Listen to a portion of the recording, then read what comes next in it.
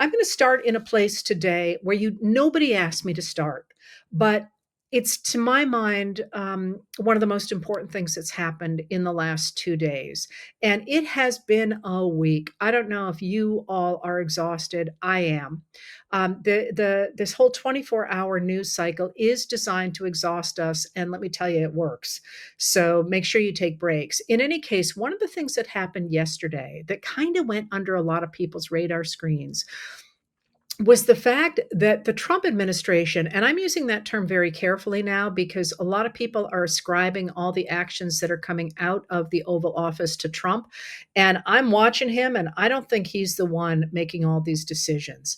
His allegedly his signature was on this, but coming out of the Oval Office yesterday was an announcement from the Trump administration that it would pay the furloughed military personnel whose paychecks were due yesterday.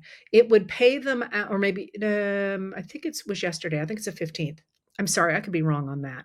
Somewhere here in the middle of the month, that it would pay them out of a different pot of money. That is the military budget is annual. So when the fiscal year ended on September 30th, so too did the pot of money to pay the military personnel. Now, other things were budgeted for over 2 years. So there are some things that still have pots of money in them. And Trump said he was going to take money from one of those things to pay the troops.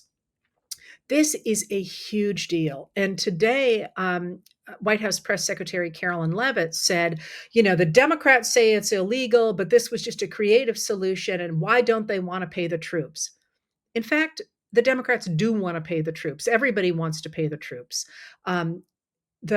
The issue about paying the troops is that Mike Johnson won't call the House back into session to pass any measures, because if he does that, he's going to have to swear in Adelita Grijalva from Arizona, who was elected on September 23rd and will provide the last signature for the discharge petition that will require the House to take a vote on whether or not to release the investigation files into convicted sex offender Jeffrey Epstein. And we know that Trump's name is in those files.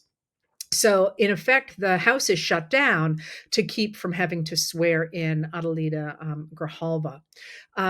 So, yes, the Democrats want to fund the troops as well. But the reason that this is a really big deal, I'm sort of beside myself. If you read my letters, and by the way, people often ask me questions that I've answered at length in a recent letter. Just a reminder that I do these explainers, but I also write about the news or about history every night. Usually, I try and take one night off a week, but you can search more effectively on Facebook than on Substack. They're free on Substack too, by the way. But if you have a question that you're wondering if I've answered, that's a good place to start, because sometimes I do a deep dive, as I did yesterday, for example, in the Voting Rights Act, but I will talk more about that today. Anyway, the reason that this is a huge deal is because, first of all, there is a law on the books called the Anti-Deficiency Act. It's a sort of a law that's evolved since about 1870. And that law says that the government cannot pre-spend money. It cannot charge things, if you will, that it cannot pay for. And it can't agree to contracts that are not funded. And the reason for that is because in the late 19th century, especially coming out of the Civil War, but then really going into the 1880s, agencies in the government were prone to running up bills and then coming back to Congress and saying, well, you have to fund it. I already spent it. And that's a big problem. And that problem is not only that the anti-deficiency law is there to stop things like the spending of money that doesn't exist, as Trump has done, and as, by the way, Kristi Noem did over last summer for the Department of Homeland Security, but also because the fundamental principle on which the founders fought for independence, and the fundamental principle that they wrote into the Constitution, was the idea that the government cannot spend our tax dollars without our say in it. And that's a principle that goes all the way back to in a form to the Magna Carta of 1215. That is the central principle of the way the American government was originally set up. That's why the founders rebelled.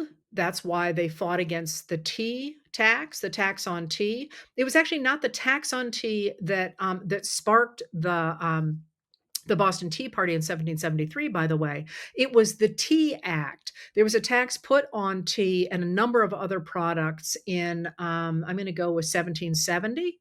Off the top of my head. But there was such protest against tax on lead, for example, and tax on glass that they got rid of all those, but they kept the tax on tea because they wanted to keep the principle that Parliament and the king could tax the Americans or the colonists at the time, whether or not they were represented in Parliament.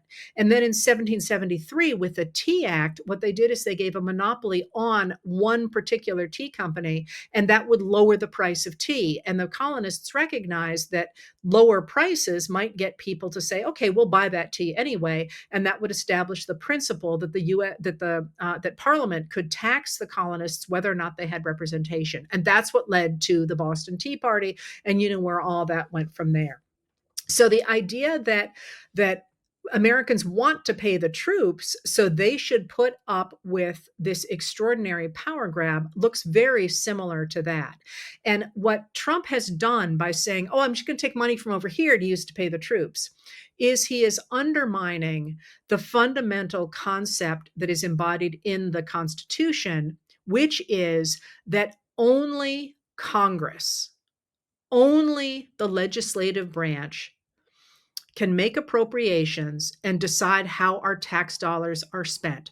Only Congress. That is in the Constitution. And crucially, it's only the House of Representatives that can discuss and pass any bill that any measure that is going to raise taxes. You have to start appropriations measures in the House of Representatives. Now, there's some workarounds to that, but that's in the Constitution. And the reason for that goes back to that very same principle that the government cannot spend our money without our say. And our say is represented by those people who sit in the House of Representatives and in the Senate and make up the Congress. And the executive branch only has the power to make sure that those laws are faithfully executed. That's in the Constitution. So for Trump to say, "I'm paying the troops, this is a great thing that I found money," completely negates the entire idea that we get to decide how our money is spent. And once you have done that, what do you need a Congress for? And in fact, you're seeing that right now with a story coming out that came out this afternoon in CNN, where representatives in Congress from Republican districts, Republican members of Congress are saying, "Hey, they're slashing programs, and I'm learning about it in press releases." This is a major step toward the consolidation of an authoritarian power. And it's one of those things that I feel like people maybe didn't look at because it was in a little statement on the White House website. And it just didn't get the attention it needed to get because, of course, yes, we want the troops paid, but we want the troops paid by Congress being in session and passing a law that says, let's pay the members of the military. We don't want to say, yes, we're so desperate to pay the military that we're okay with having a dictator simply take money that Congress said, hey, we're putting together some money because we care about this issue, and having a president say, no, I don't really care about that, so I'm going to use this money to pay the troops. That divorces the use of our tax dollars from our representatives. And it is an unbelievably huge deal.